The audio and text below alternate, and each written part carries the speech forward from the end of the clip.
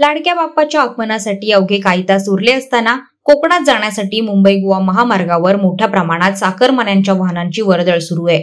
अशातच महामार्गावर सुकेळी खिंडीत कोलाड पोलीस स्टेशनच्या हद्दीमध्ये गुरुवार दिनांक 5 सप्टेंबर रोजी सकाळी 8:30 वाजण्याच्या सुमारास एसटी महामंडळाच्या 2 बसेस समोरासमोर धडकल्या।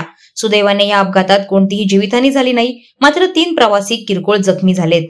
या अपघातामुळे महामार्गावर जवळपास 2 ते 3 किलोमीटर पर्यंत वाहनांच्या रांगा लागून मोठ्या प्रमाणात वाहतूक कोंडी झाली होती। कणकवली आगाराची मुंबईकडे जाणारी कणकवली बोरिवली एसटी बस चालक बाबाजी राणे चालवत होते।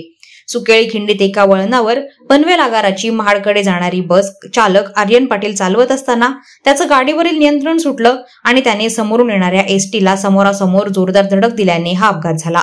या अपघाताचा गणेश उत्सवासाठी कोकणात जाणाऱ्यांना चांगलाच फटका बसला असून या महामार्गावर वाहतूक कोंडी होऊन प्रवाशांचेच प्रचंड हाल झाले। अपघाताची खबर मिळताच वाकण टॅबचे सहाय्यक पोलीस निरीक्षक गीतांजली जगताप यांच्यासह कर्मचारी तसेच नागोठणे पोलीस, कोलाड पोलीस यांनी अथक प्रयत्न करून दोन्ही वाहने क्रेनच्या सहाय्याने बाजूला केली आणि जवळपास 3 ते 4 तासांच्या प्रयत्नानंतर वाहतूक सुरळीत केली। आधीच रस्त्याच्या परिस्थितीमुळे बेहाल झालेल्या प्रवाशांना अपघातामुळे भर ऊन पावसात 2 ते 3 तास ताटकळत राहावं लागल्याने प्रवाशांनी नाराजी व्यक्त केली।